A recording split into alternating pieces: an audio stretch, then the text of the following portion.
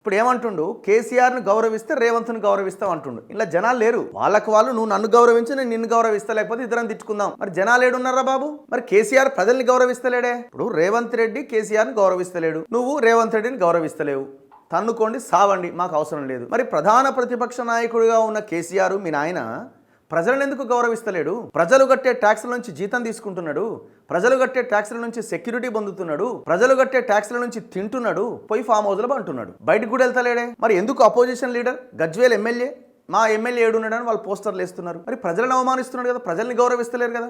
మీరు గౌరవించుకొని నీళ్ళని బయలు దుంకి సావురి. ఎవరు? కాంగ్రెస్ వాళ్ళు. మీరు ఏం సంబంధం? మేమేం అడుగుతున్నాం? మరి మీ నాయన ప్రజలను ఎందుకు గౌరవిస్తలేడు?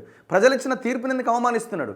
38 మంది ఎమ్మెల్యేలు ఈయనే మా నాయకుడు అని ఒక నాయకుడిని ఎన్నుకుంటే ఆ 38 మంది బీఆర్ఎస్ ఎమ్మెల్యేలని అసెంబ్లీకి రాకుండా ఎందుకు అవమానిస్తున్నాడు? ఫస్ట్ ప్రజలకు సమాధానం చెప్పే ముందు ఆ 38 మంది బీఆర్ఎస్ ఎమ్మెల్యేలకు ఆన్సర్ చేయమని